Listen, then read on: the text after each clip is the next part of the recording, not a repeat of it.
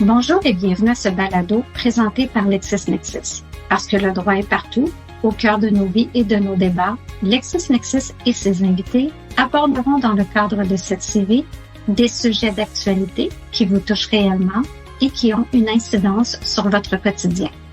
Je suis Isabelle Dion, directrice marketing pour le marché du Québec. Aujourd'hui, nous discutons avec le maître Caroline Bérubé, auteur des versions françaises et anglaises du livre Guide pratique pour faire des affaires en Chine, publié par LexisNexis. Caroline Bérubé est associée directrice de HJM Asia, un cabinet d'avocats boutique ayant des bureaux en Chine et à Singapour. Elle est admise à pratiquer à New York et à Singapour. Elle est titulaire d'un bac en droit civil et common law de l'Université McGill à Montréal. Elle a également étudié à l'Université nationale de Singapour avec une spécialisation en droit chinois. Caroline se concentre sur les transactions transfrontalières, le droit commercial et les questions de propriété intellectuelle, ainsi que les licences et transferts de technologie, domaines dans lesquels elle a développé une expertise respectée et une compréhension des défis et des avantages de la plupart des juridictions asiatiques. Caroline conseille des clients dans divers secteurs, notamment l'industrie manufacturière, la technologie, le divertissement, le commerce électronique, l'industrie du luxe, l'agriculture, le commerce et les services. Bienvenue Caroline et merci de vous joindre à moi aujourd'hui alors que nous célébrons la Journée internationale de la femme en mars. J'aimerais commencer par vous poser la question suivante. Qui vous a inspiré la profession d'avocat et pourquoi? Merci pour la question. Très intéressant. En fait, personne ne m'a vraiment inspirée d'aller en droit parce que je connaissais très peu d'avocats et il n'y avait personne dans ma famille qui avait fait ce choix de profession. Les raisons pourquoi j'ai décidé d'aller en droit, c'était en particulier parce que je trouvais que c'était une profession qui allait m'ouvrir plusieurs portes dans différents secteurs d'activité. Donc, ça allait m'offrir la possibilité d'options, que ce soit comme avocat en pratique privée, en contentieux, journaliste, professeur, femme d'affaires. Donc, c'était vraiment la raison pourquoi j'ai décidé d'aller en droit.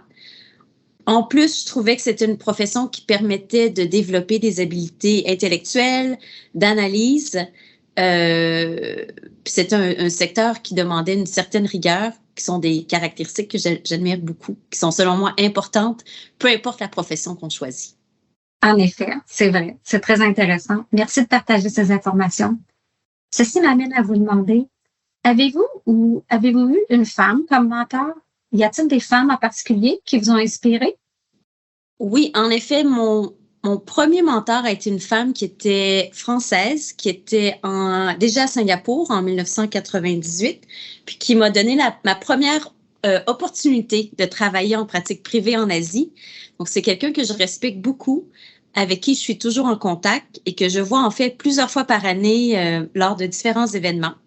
Donc, c'est quelqu'un qui est très dynamique, qui travaille très fort, très brillante, puis avec qui j'ai beaucoup de respect. Puis pour les autres personnes qui m'ont inspirée, eh bien ma maman, qui était une femme professionnelle, qui a toujours travaillé, qui était sur des conseils d'administration, qui était passionnée par son travail. Ça a été un excellent modèle pour moi dès mon très jeune âge d'avoir la chance d'être éduquée par elle. Est-ce que vous pensez que vous êtes aussi un mentor pour d'autres femmes dans le secteur juridique? Est-ce que ce serait quelque chose qui serait important pour vous ou qu'est-ce que vous aimeriez leur conseiller?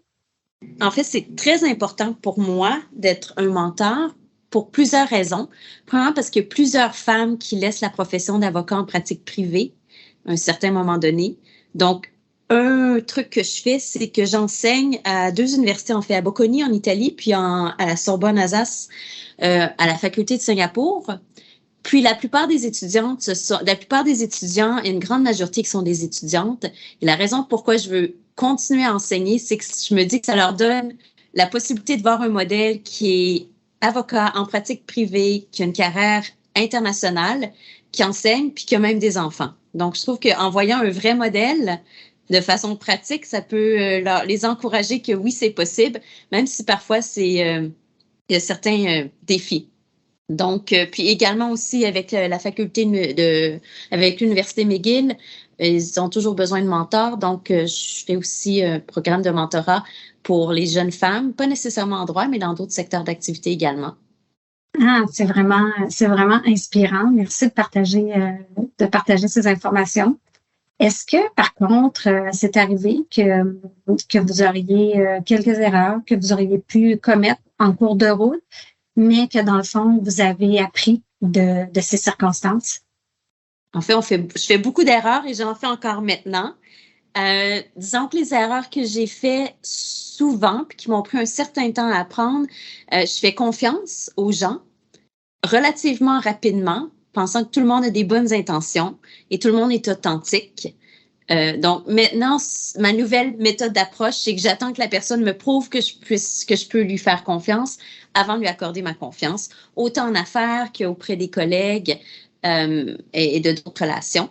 Donc, première erreur. Ma deuxième erreur est que souvent, je faisais pas confiance à mon intuition. Je me disais, ah non, il y a plusieurs aspects sur papier qui me disent le contraire, même si mon intuition me disait, m'envoyer un autre message. Puis à chaque fois, je me trompais, je me disais, zut, j'aurais dû faire confiance à mon intuition. Donc maintenant, même si l'intuition est très intangible, je lui fais confiance, puis je me dis que je dois vraiment prendre mes décisions en faisant confiance à mon intuition. Et évidemment, avec l'âge et les expériences, notre intuition nous guide de mieux en mieux, heureusement. Oui, c'est vrai. Qu'est-ce que vous diriez aux jeunes femmes qui envisagent de devenir avocate aujourd'hui? Je leur dirais quelques conseils. Je leur dirais dès le départ d'avoir un esprit ouvert, parce que souvent on pense qu'on va aller soit en pratique privée, on va aller en contentieux, puis finalement la vie se charge de nous envoyer dans différentes directions et de saisir toutes les chances qui sont offertes.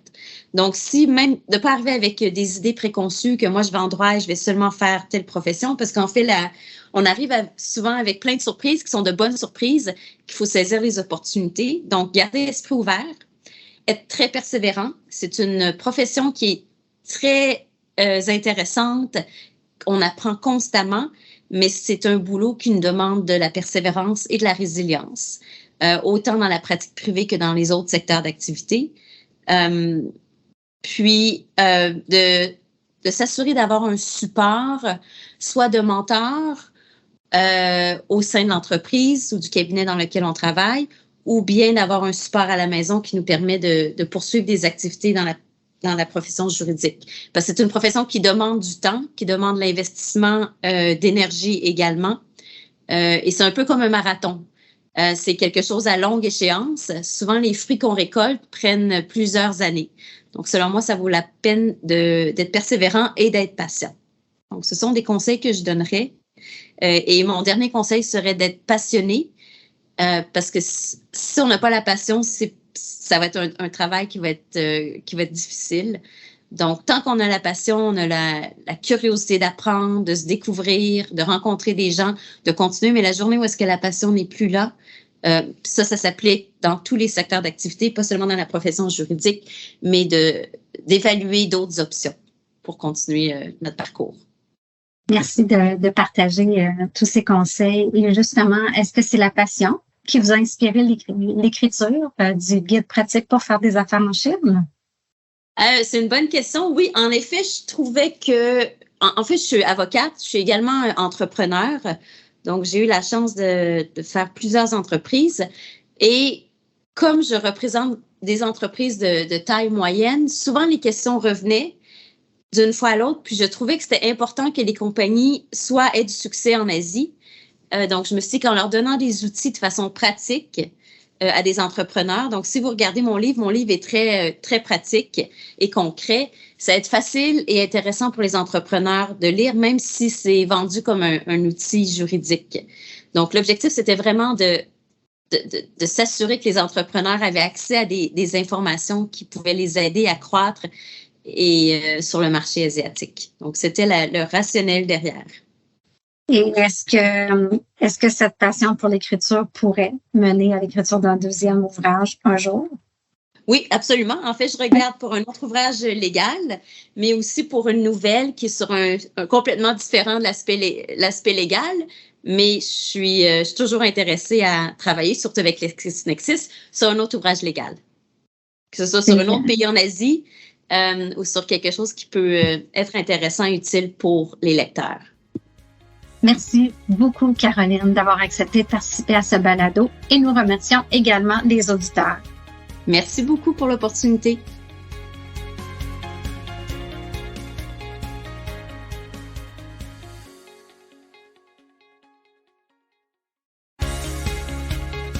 Hello, and welcome to this podcast presented by LexisNexis.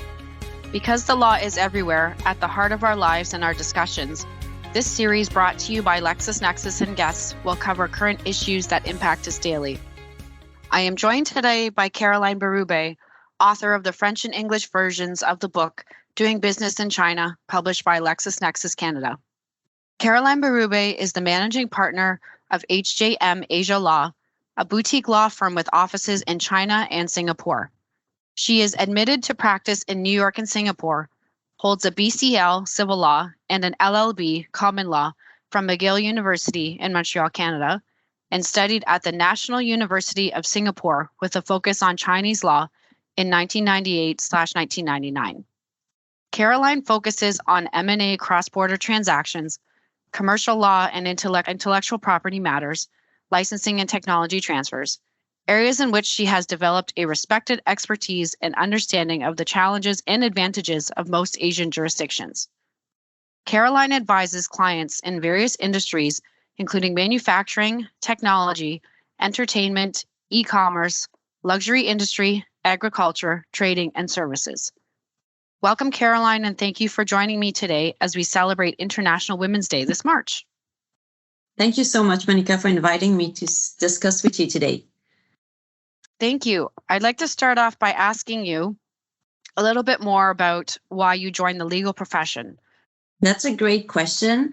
Why did I choose the legal profession? First, I chose it because I thought going to law school was going to be a great foundation for whatever I was going to do after. So I thought if I do law, I could decide to go to business. In fact, I did think I would do an MBA eventually and I would go to the business world. I ended up in the business world, but without an MBA for a different reason, which I'll explain a bit later. But so when I went to law school, I'm like, listen, if I do law school, I'm going to learn critical thinking, how to analyze, speed reading, lots of way to draft and write. So I thought if I decide to go to law school, I could go business world, I could stay in private practice, I could go in-house, I could go maybe in journalism, I could decide to go in politics. So I thought it was a good option to open door, and it was giving me option. And I always believe in having option. I don't like to be stuck in a situation, so I prefer to have option. And I thought law school was going to be a great option to give me different choice in my career. So that's the reason I decided to go to law school. So in your current role, do you have a woman leader as a mentor, or were there any specific women who inspired you? Yeah, I do have a few. So when I moved to Asia, I studied, as you mentioned earlier, and there was a big financial crisis in 1999, in Asia, it was pretty bad. But I still decided to stay in Asia to look for a job. And I went to Alliance Française because they were offering different art piece and exhibition and French play. So I thought I'll go because I was missing a little bit the French aspect of my life in Quebec. So I tried to check and try to find out. And it was this woman who was in charge of a law firm in Singapore, French speaking. And I called her and said, I really would like to have a job and I'm willing to work for a very low salary at first to prove how hardworking and smart I am. And she was kind enough to give me a great opportunity. But what I learned from her was that she really created a great niche for her legal industry in Singapore. So she was representing a lot of French clients, and she also had a niche, like not only French clients, but also in the luxurious field. So doing a lot of IP to protect their brand, etc. I'm still in touch with her. Like this is now like more than 25 years ago. And she's still super driven. She's a mother of two, very, very smart, giving her heart and soul to the legal profession, but also as an individual mentoring people that she meets. So she's been a great source of inspiration for me. So I know you are a mentor for other women in the legal industry. What are some of the important things that you advise them about? It's a great question, Monica. Thank you. I believe that, I always say to these young ladies, and I also teach, and one of the reasons I teach, most students in law school are female students. And I just think that as a teacher, if they can see another woman who is teaching, but also in private practice, and a mother of 3 kids, it could inspire them to see that it is possible to do all these things, which sometimes seems a bit overwhelming when you start your career as a lawyer. So I always tell them that they do need to be passionate. If you're not passionate, it's a very challenging job because it requires a lot of time, energy, and dedication, and it's a non-stop job, to be realistic. So I always tell them that you do need to be really passionate. You have to be open-minded as well. So sometimes you do think that you're going to end up doing, for example, in my case, I wanted to do M&A work. So when I joined a firm, I thought I'm going to do M&A work in Asia, focus on Chinese law. Well, it took me 4 or 5 years to finally get to that role because, as I mentioned, there was a financial crisis, then there was a tech bubble. So the M&A industry was very, very slow. And as you all know, if you're in private practice, billable hours are really, really important. So if you're not busy because there's no deal, your billable hours are low. So in my case, for example, there was the arbitration team was extremely busy. So I went to see the M&A partner and I said, listen, I really do want to work. And this, I know the market is very tight. Can I do something else? And then he said, arbitration team is busy. They need your help. Are you happy to do it? I'm like, absolutely. So within a few hours, I changed team, changed desk and moved to the arbitration team. This kept me busy for 2 years. Extremely busy, no weekend, working really hard. And then along the line as well, one Monday morning, they say, for this big ICC arbitration case, we need to have someone to go to Thailand. I raised my hand and I said, listen, I'll go. And I ended up staying months and months. So, you really have to be open-minded. And sometimes it's not always the journey that you expect. But I believe whatever you end up doing is a good learning experience and it's going to be useful to what you will eventually do. So for me, it was a great opportunity to learn, to be based in another country at that time. So not only Singapore, but Thailand, to learn how the business culture works there. My billable target was amazingly high.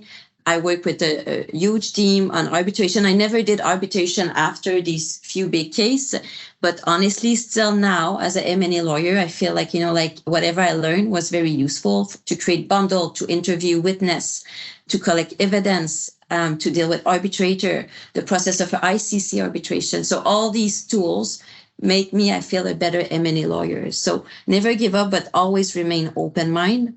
Keep your goal of what you really want to do, but try to take advantage of the opportunities that are offered to you, even if sometimes it's not what you expected. But the passion is also important. So during your long and impressive career, have you made any mistakes along the way? And if so, what did you learn from them? I did a lot of mistakes and I still do many mistakes. No one is perfect, but I would say I feel I was very, very naive. I trust people very quickly, colleagues or partner or, people I was negotiating with on the other side.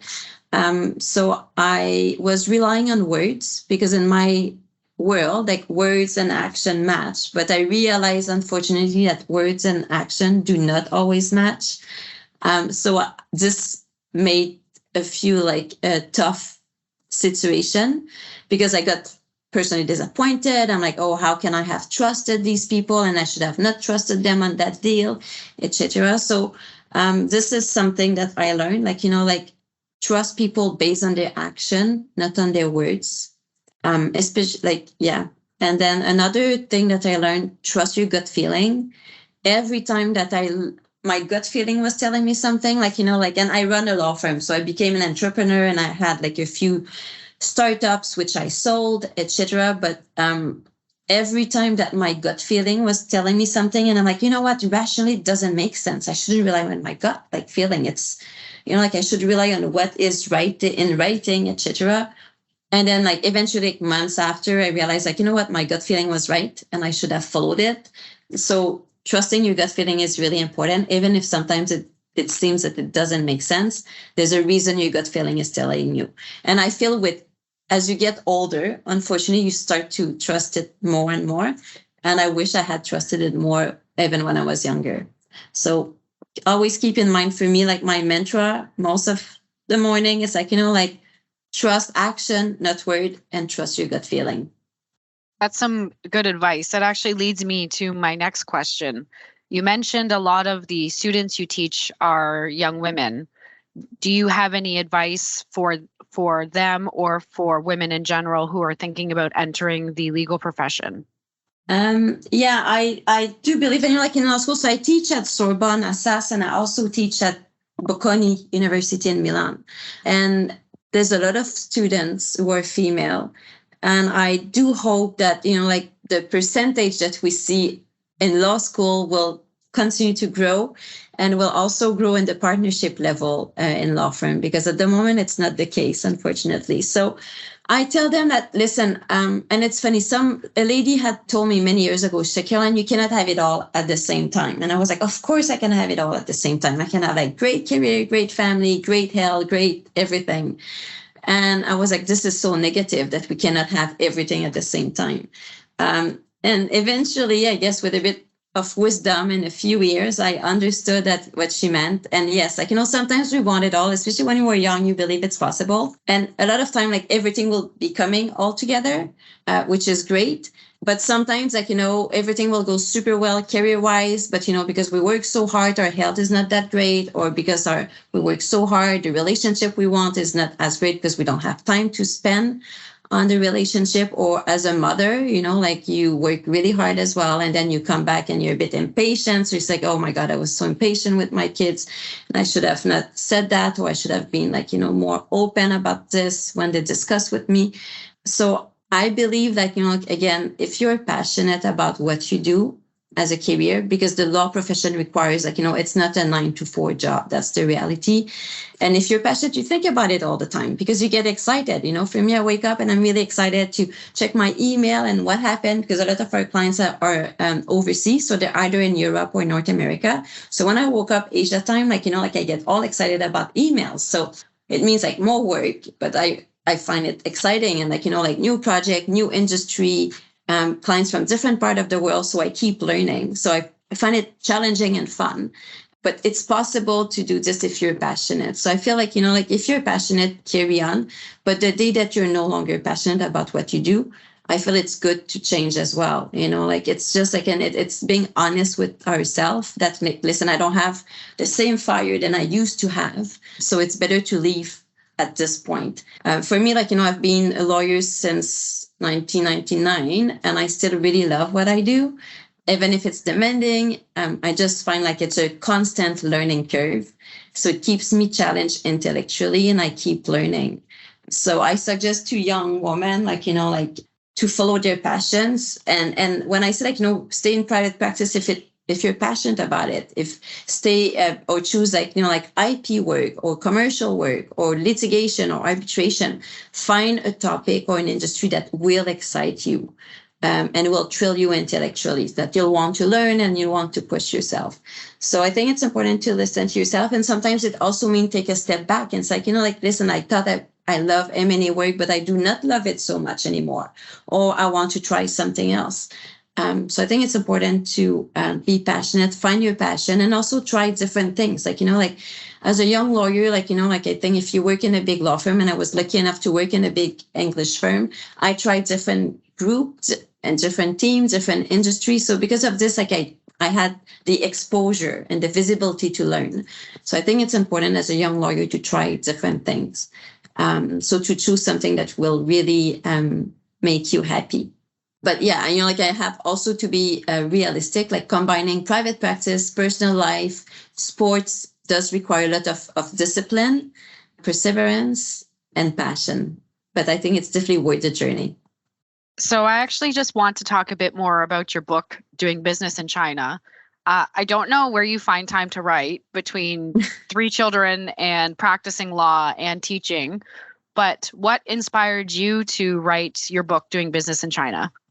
Thank you for the question, Monica. So I'm an entrepreneur by heart, and I feel like being trained as a lawyer has been really useful in my entrepreneurship journey. And I feel like, a lot of lawyers, when we ask them questions, they always often come back with a lot of long answers. And being an entrepreneur myself, having been brought up in an entrepreneurship mindset, my brother's an entrepreneur, is also in Asia. When you're an entrepreneur, you do have a question and you want to have someone who will answer your question in a very simple way, demystifying the legal language. So that's why I decided to write this book in an unusual format, as you have read the book. It's a lot of questions that a lot of entrepreneur had.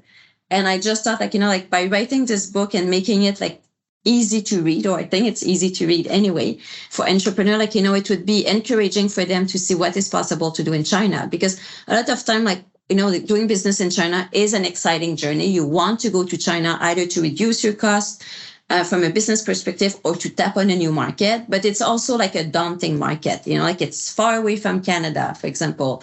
It's another culture. It's another language. The way to do business is quite different. So you kind of lose all the thing that you knew about doing business in North America or Europe. So I thought by writing a book like this, it was allowing entrepreneurs to understand how to do business in China, hopefully encouraging them and demystifying how to do business in China, making it simple and for them to understand and see how they can do it in practical ways. So the book is very, very practical. Practical questions, practical answers, mostly dedicated to entrepreneur and other legal advisor who have clients who want to go to Asia.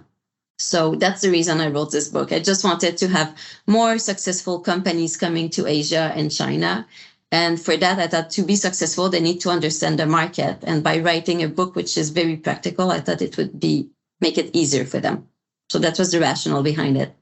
And your book is very interesting in that you wrote it in both French and English. So what inspired you to do both formats like that? So I would say I wanted 2 languages first because I'm very proud to be French Canadian. I think it has been serving me very well to speak 2 languages. For example, when I moved to China, I went to see each French-speaking consulate, Belgium, Switzerland, France, and of course the Canadian one, and say, listen, if you have clients who want to do business in South China, Guangzhou, Shenzhen, which was the Silicon Valley of China then, I'm happy I can speak French with them and it's going to make it easier for everyone. So I thought there was a good market.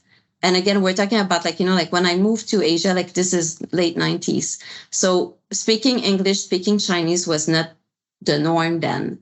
So that's why I thought if I do the book in 2 languages, it's going to be useful for French-speaking countries and also to English speakers. Yes, I think they're both very helpful to have it in both languages, especially with your French background. That's all the time we have for today. Caroline, I'd like to thank you for speaking with us and taking the time to speak to our listeners. And we're hoping we hear more from you as we celebrate International Women's Day coming up in March. Thank you so much, Monica. And if anyone has any question, I'll be happy you can reach out and Monica will have my details. Thank you.